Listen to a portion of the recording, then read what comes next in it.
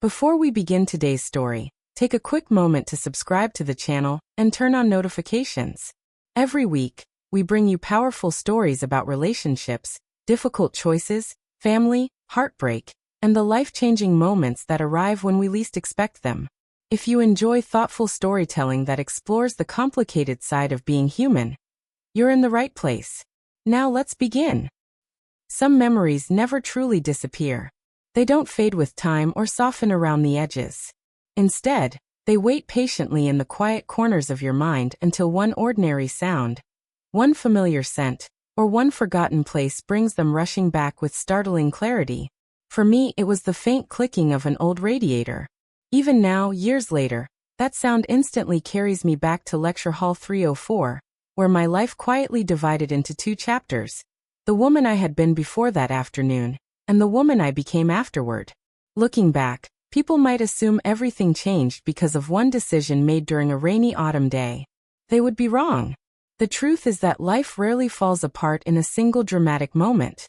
It unravels slowly, almost politely. One unnoticed silence. One lonely evening.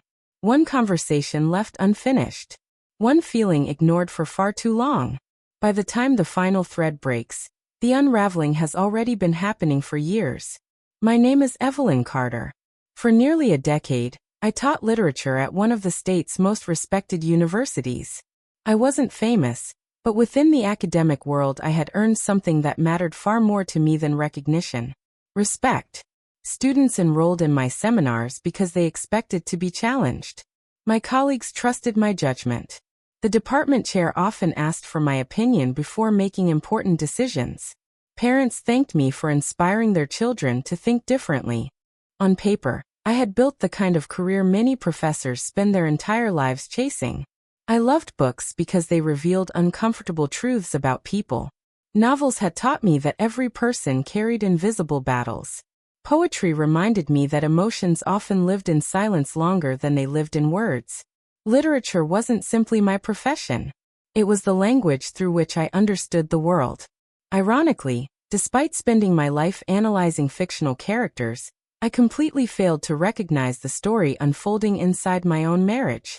My husband, Michael, was everything most people hope to find in a partner: reliable, patient, successful. He worked as a corporate attorney and had spent years building a respected legal career through discipline and determination. He believed in responsibility. He kept promises. He remembered birthdays. He fixed broken appliances before I even noticed they needed repair.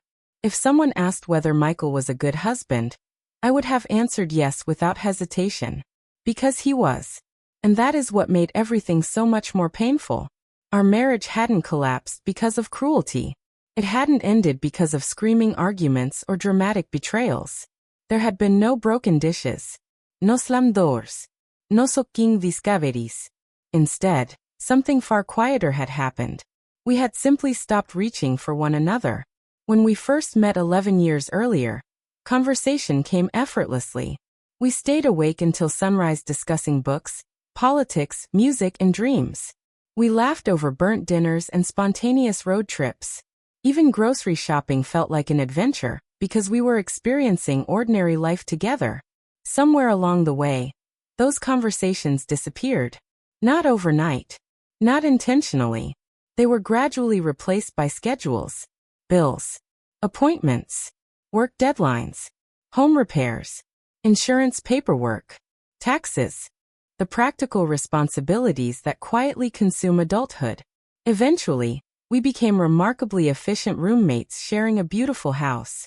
We knew each other's routines perfectly. I knew exactly how Michael liked his coffee. He knew I couldn't fall asleep without reading at least a few pages of a novel. We remembered anniversaries. We attended family gatherings. We smiled in photographs. From the outside, we looked wonderfully stable.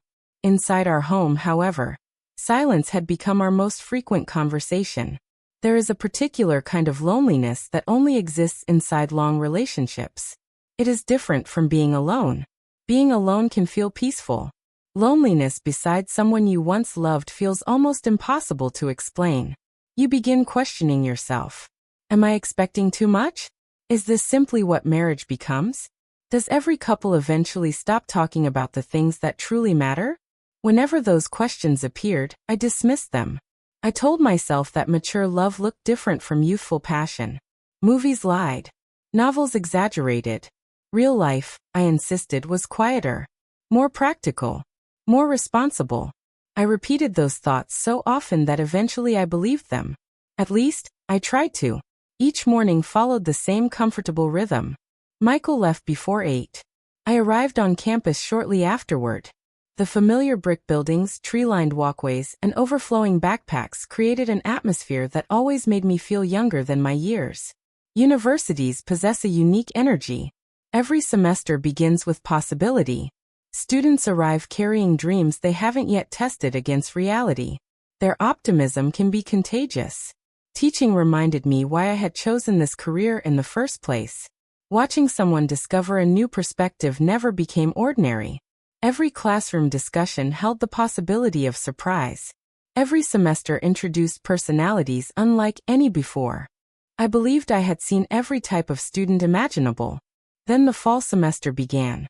On the first Tuesday of September, I noticed someone unfamiliar sitting near the center of the classroom.